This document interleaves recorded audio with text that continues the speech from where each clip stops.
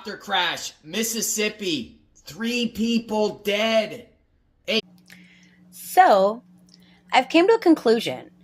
And I feel like all these plane crashes and helicopter crashes in the airspace is